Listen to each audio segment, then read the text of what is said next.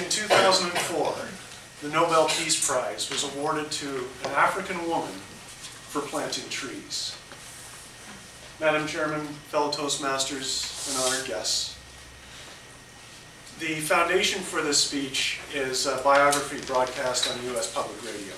I thank them for introducing me to this extraordinary woman. When God created the earth, He clothed her in a green dress. This is the foundation of Wangari Maathai's Green Belt movement from Kenya. From the simple goal of planting trees, they rose up to fight social injustice and political corruption. It all started with a happy childhood full of trees, food, water, and in 1950, in Africa, schooling for a girl child.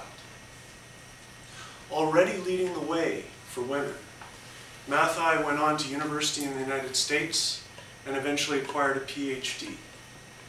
With that in hand, she went back to Kenya to try and find a cure for rinderpest. Rinderpest is a horrible cattle disease that was killing whole herds all across Kenya. It was her field work on rinderpest that showed her the bigger problem. Everywhere she went, she saw starving, weakened cattle and dry, dead earth. Where trees were once plentiful, she saw women walking miles just to get firewood. The earth had lost her green dress. And in a sense, her research was now complete. The problem wasn't a microbe, the problem was people. And her cure would be heard across the world. So at this point, with the help of Kenya's National Foundation for Women, they founded the Green Belt movement. Communities were paid not just for planting trees, but for keeping them alive for 5 years, long enough for these trees to grow up and survive on their own. And it was about much more than just planting trees. Community involvement was a core part of the program. Everyone, especially women, had a voice and a vote in everything that was going on.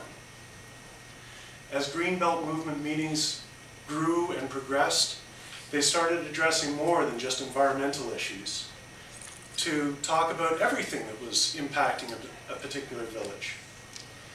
And at this point, Maathai's path had only one destination: politics. The Kenyan government, of course, wanted nothing to do with communities that had goals. They just got in the way of all the plans that they had.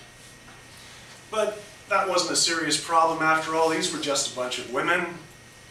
What could they do? But these women were not to be ignored. They were intent on being heard. The breaking point came in Nairobi's Uhuru Park, Freedom Park. The government wanted to get rid of this useless green space and put up a 60-story office building and a 4-story statue of the glorious leader, Daniel Arap Moi.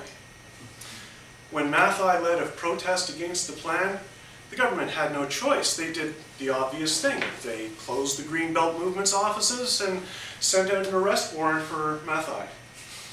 Maathai, of course, went underground at this point and had to do things in a little more subtle way, traveling from house to house. Fast forward a few years, and she's leading another protest, this time against political imprisonment, which took her right back to Uhuru Park because it was right beside the prison. Can you imagine political prisoners being tortured right next to Freedom Park?